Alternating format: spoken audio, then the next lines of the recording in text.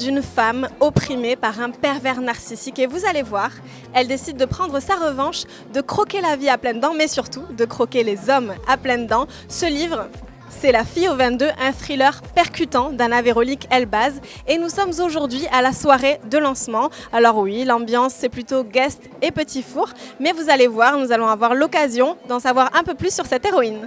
Alors Anna Véronique, comment vous est venue l'idée de ce livre ?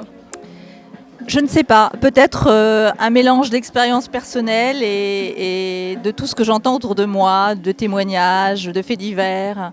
Et c'est vrai que j'adore les polars et je trouve qu'il y a très peu de polars écrits par des femmes en France déjà et sur des tueuses en série encore moins. Je me suis mise dans la tête de la criminelle au lieu de me mettre dans la tête des flics qui la pourchassent. En général, on se met plutôt dans la tête des flics qui vont mener l'enquête. Mais alors, qu'est-ce qui motive cette femme qui est à la fois une femme fatale et on peut dire une croqueuse d'hommes ? Je pense que elle se prend un petit peu pour une justicière en même temps. Parce que au fil des pages et au fil des meurtres, elle se métamorphose, elle s'épanouit. Et quelque part, elle a le sentiment de se rendre justice et de rendre justice à la vie, à sa vie. L'écriture de Anna Véronique Elbaz est une écriture tellement pointue, acerbe et ciselée qu'on ne pense pas, on ressent le livre, ce qui est très rare. C'est comme un film qui se déroule devant nous. Léa, c'est un peu une Dexter au féminin, dans le sens où c'est une serial killeuse, c'est vrai, elle tue des hommes, mais à la fois, au bout d'un moment, comme dans Dexter, on est de son côté. Alors surtout en tant que femme, je ne sais pas si Julia a senti la même chose, mais on a toutes déjà eu envie de régler son compte à un garçon. Une fois, 2 fois, 3 fois pour les moins vénardes, mais voilà, ça nous est tout arrivé. Donc là, elle le fait. Alors évidemment, en lisant, c'est ça aussi qui fait du bien, c'est qu'on se rend compte qu'on ne passera pas le pas, mais de lire quelqu'un qui passe le pas, eh bien, ça peut être extrêmement libérateur. C'est un excellent thriller, c'est très agréable. Moi, j'en lis beaucoup, j'aime beaucoup le style policier, le style thriller. On est dans un autre domaine puisque c'est une femme et c'est assez rare en fait. C'est assez rare d'être confronté à un personnage féminin qui vrille complètement, qui est complètement dingue. C'est vrai qu'elle finit par être attachante, même si au début elle est un peu flippante et voire même on n'est pas du tout attaché à ce personnage.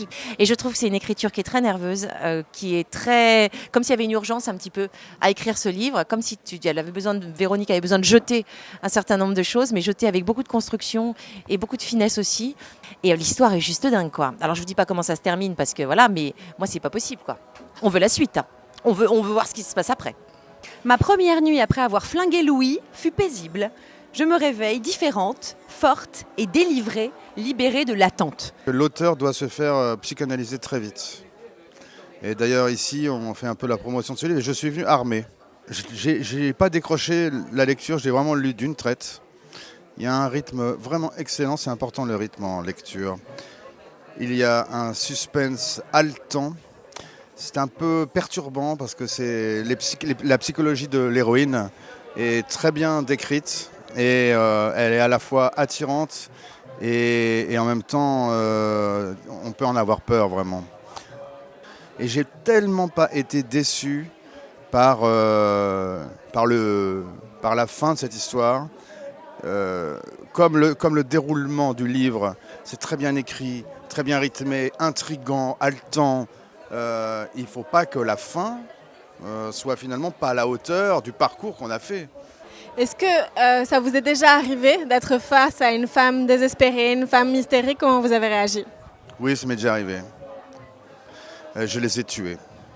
Je me suis toujours méfié de ces femmes qui risquaient d'être hystériques, parce que sinon ce serait un homme mort qui vous parlerait alors qu'il est, vu le concept du livre d'Anna Véronique, quoi.